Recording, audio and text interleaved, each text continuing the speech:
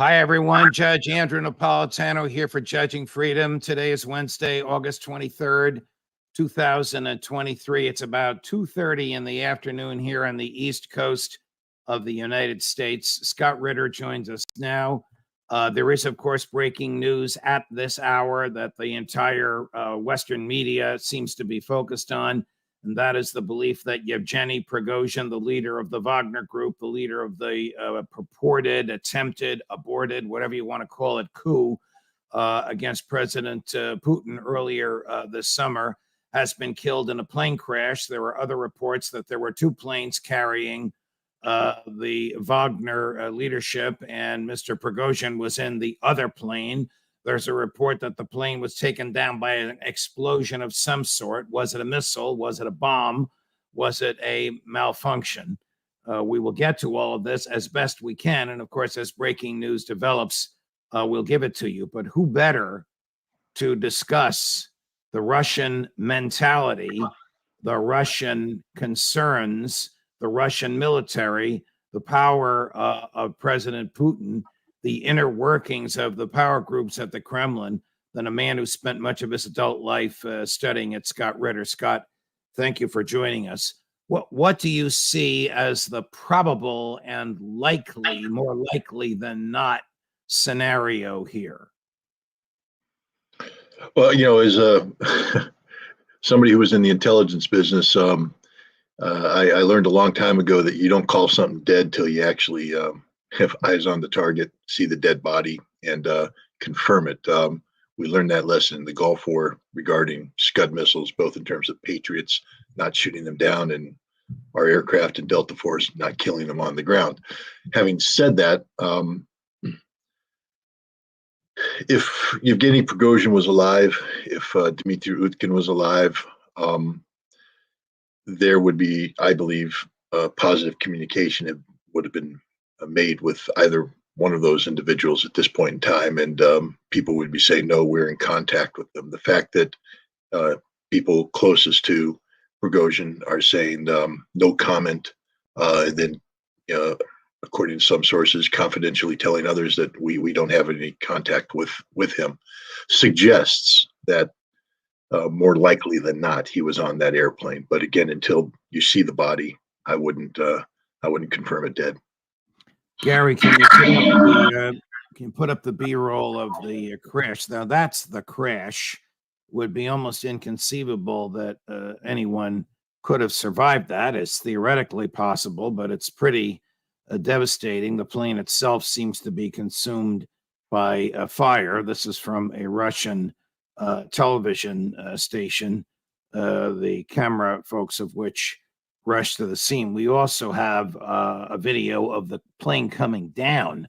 We obviously don't have a video of what caused it to come down. Can we go to the plane coming? Пиздец, это беспилотник. Сбили, бабахнуло в 2 раза, взорвалось, падает. Ты посмотри, падает. Purports to be the plane, or that purports to be the plane itself coming down in a field somewhere outside of Moscow. The plane was flying from Moscow to St. Petersburg, and apparently on the plane with Mr. Prigozhin, let's put this picture up, was not only Prigozhin, but the actual military commander, the guy who helped found, you can get that picture up, guys, the guy who helped found the Wagner group and who does the military commanding with Prigozhin. A little scary looking there, but that's... I'll just say that the photograph on the left is not Utkin. That's not him. It was put up there by anti-Putin people because the man has SS runes tattooed on his shoulders. Utkin is the guy on the right with the circle around his head, a heavily decorated Special Forces veteran of the Russian army. But the man on the left, the scary-looking bald dude with the Nazi runes, is not Utkin. That's information. Yeah, that's good to know and much appreciated, Scott. Would the Vladimir Putin you've studied and analyzed and interpreted have caused this plane to come down by having the military shoot at it? Let's put it this way. Putin called the actions of June 23rd, 24th treason, and there's a penalty for treason. Putin also negotiated a settlement to prevent the potential or possibility of a civil war that would have killed thousands. That had Prigozhin basically taking exile in Belarus.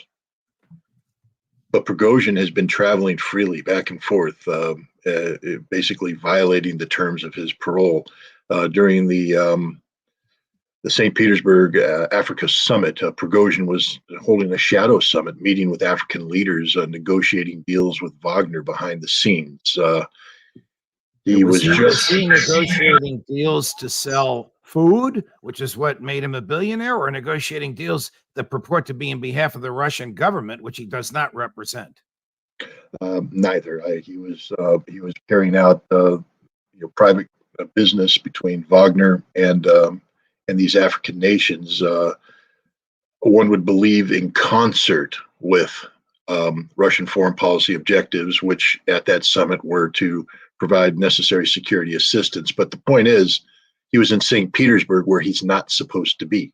He was banished to Belarus. Vladimir Putin gave a very interesting interview several years ago when someone said, can you forgive? He said, yes, except for one thing: betrayal. Prigozhin betrayed Putin. Here's that very interview, Scott. I'll voice it over because it's in Russian with English subtitles. Are you able to forgive Putin? Yes, but not everything. What is impossible to forgive? Putin. Betrayal. You were also harsh about betraying you in life. Well, you know, I didn't want to talk about it, but I can't really welcome the idea that I've had to deal with any kind of serious event that could be called a betrayal. No such maniac in my life. Afraid, are you? It's hard to say. Maybe I picked the people, the right people, the people who aren't capable of that. Let's just run the very beginning again, Gary.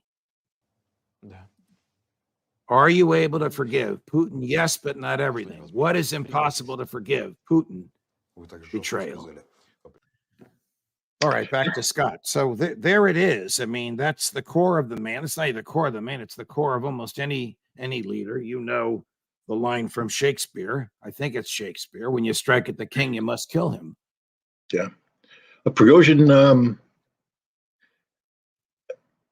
what happened on June 23rd, 24th is just literally unthinkable for anybody who claims to be close to Putin, who claims to know anything about Putin. I'm neither, so I'm somebody observing from a distance. But you're right. If you're going to take out the king, kill the king. They made a bold move towards Moscow. I mean, people need to understand the scope and scale of what happened. 8,000 troops with tanks, with anti-aircraft systems, with artillery, moving towards Moscow, the capital of Russia, in a way that was without any approval. They deployed for combat outside of the village of Serpukov against Russian troops, and they were prepared to have a fight on Russian soil, something that hasn't occurred on that scope and scale since the Russian Civil War. They shot down Russian military aircraft, they being Wagner. Utkin was the military commander. They murdered 12 Russian service members, murdered, because what they did wasn't war, it wasn't self-defense. These were unlawful bandits operating without any legal authority, threatening the leadership of Russia, and yet they still came out of it alive, only because Vladimir Putin made the decision that he, for the greater good of Russia and the Russian people, was going to avoid the circumstances that would create a civil war. But he was strict. He said, I will pardon you for these acts, but the conditions of the pardon are you go to Belarus. You're done here. Prigozhin violated the terms of his parole. And one would think that might play into what happened here. Because I'll tell you this, the way the plane went down, it lost a wing.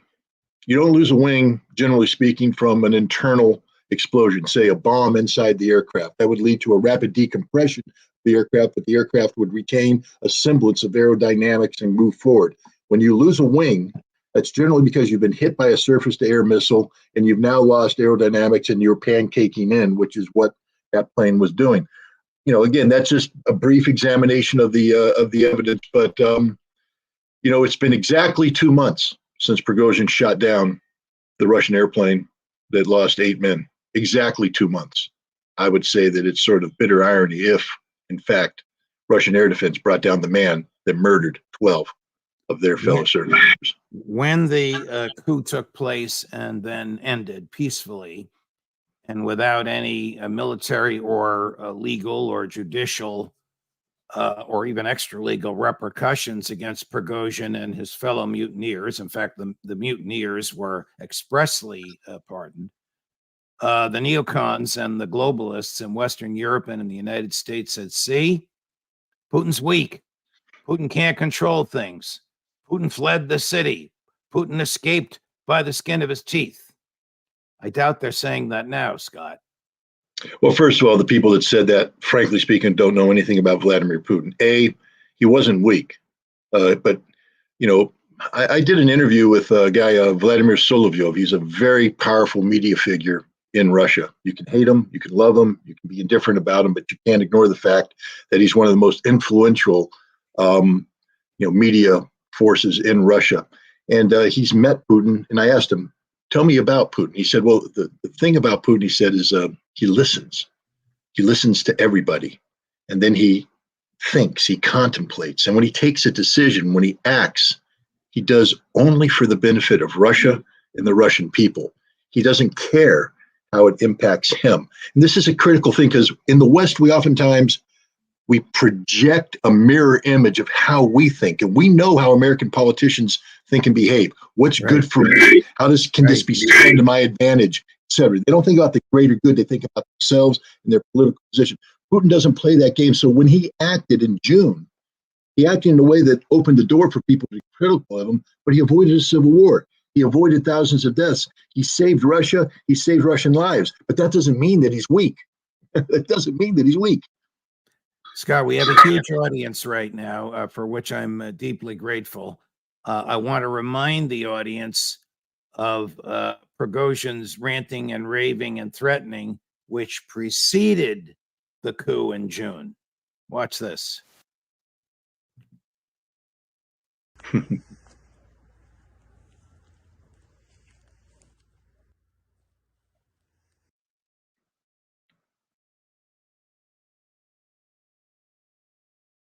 Yeah.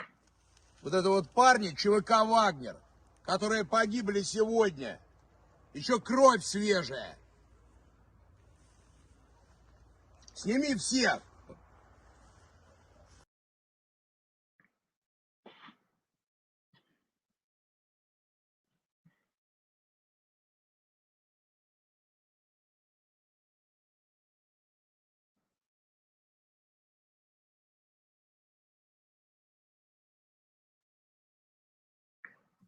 Realized my mic wasn't open. Oh, Okay. there you go. Okay. Sorry about that. No problem. You'll recall that Prigozhin threatened Defense Minister Shoigu and said he wasn't interested in the defense of the homeland and didn't know how to wage a war. The world is so different now. Why is Ukraine losing so badly? They're losing badly because of Shoigu and Gerasimov. They're losing badly because of effective military commanders. Remember, I mean, Prigozhin is criticizing Shoigu, the man who's been at the helm of the Russian Ministry of Defense in a conflict where Russia is enjoying an 8 to 10 to 1 kill advantage. That's unprecedented modern warfare.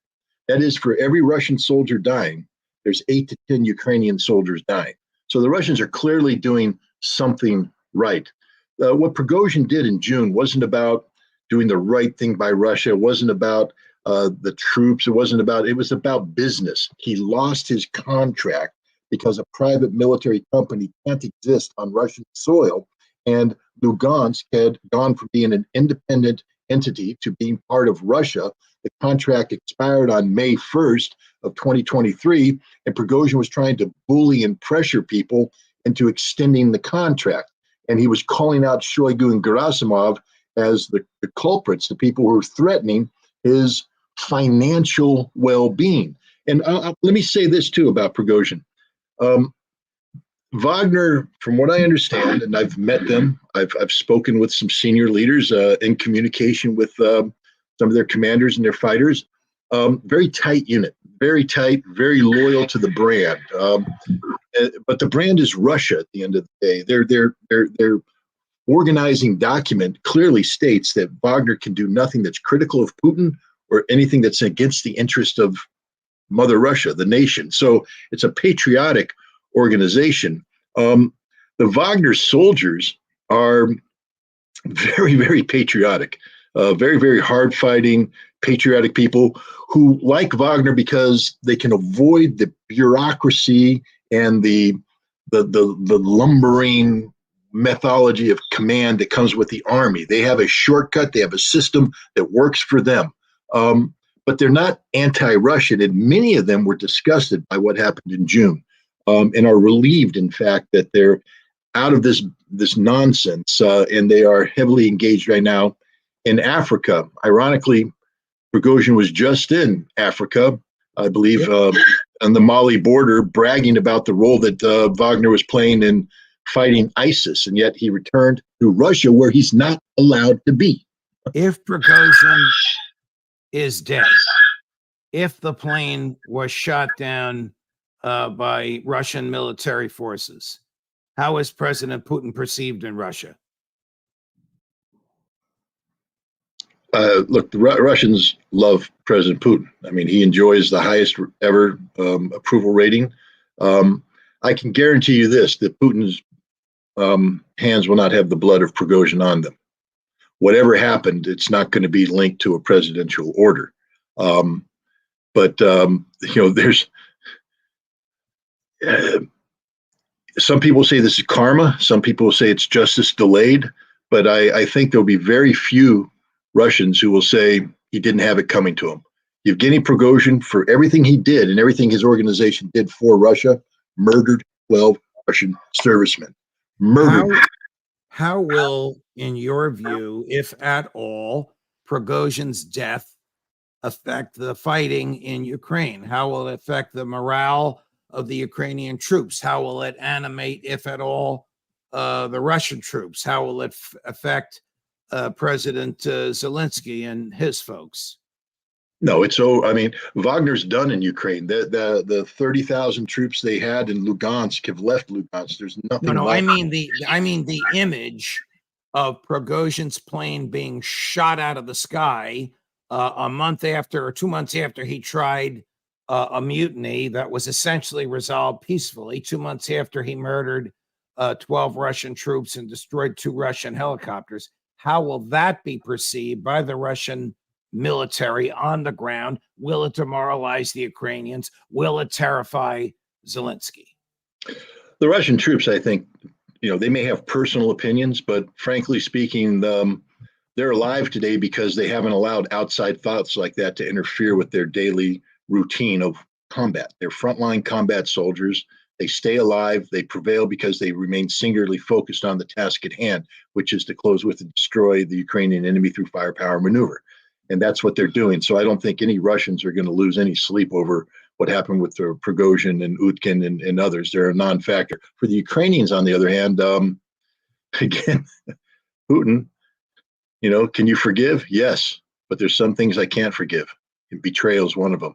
Remember, we're dealing with the Ukrainian president signed a peace agreement back in March of, had his government signed a peace agreement back in March of 2022 that could have ended this war and saved tens of thousands of Russians' lives, hundreds of thousands of Ukrainian lives, and Zelensky betrayed Russia by ripping that up and walking away. That's a betrayal, and Zelensky will pay a price eventually. Does the death of Prigozhin shorten the war? Not at all. Prigozhin was out of the war. He was done. Prigozhin's, Wagner was exclusively engaged in combat operations in Africa and in training Belarus forces. And I'll point this out.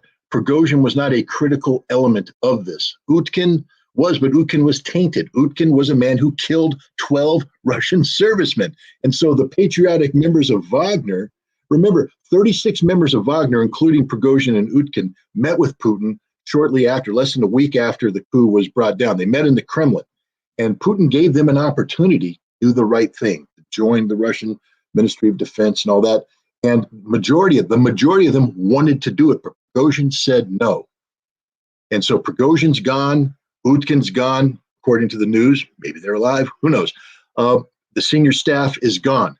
Wagner as an entity still exists, and they're commanded by people who want to do the right thing by Russia. So Wagner's there. Wagner will continue to be there. Wagner will continue to operate on the ground in Africa. Remember this, while Prigozhin was in Ukraine screaming about the dead bodies, and what commander shows his dead troops on camera?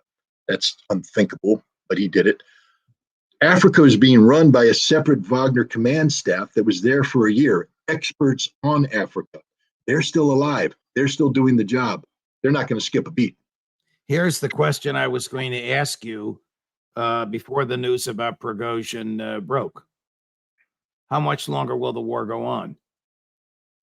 You know, we are rapidly approaching the culmination of what I call the process of collapse.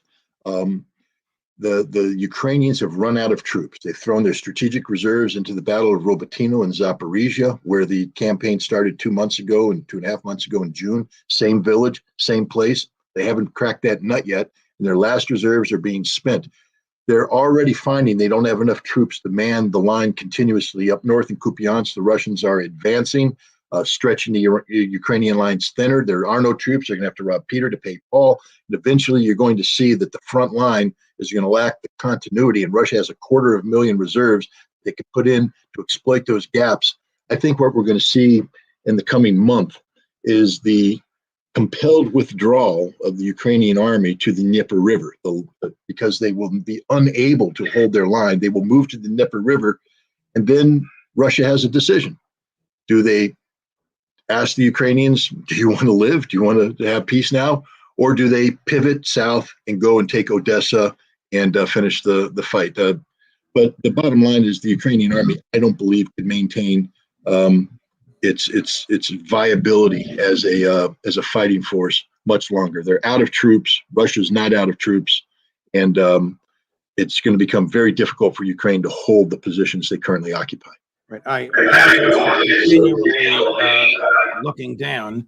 A lot of you are asking, is there a confirmation on Prigozhin's death? I'm watching the wire services and the various feeds that I get still from my former employer. And there's no confirmation on his death yet, nor is there any proclamation that in fact he is alive. I guess we're just going to have to monitor this as it goes, Scott. Last question. Is President Putin stronger today than he was 2.5 months ago before the coup?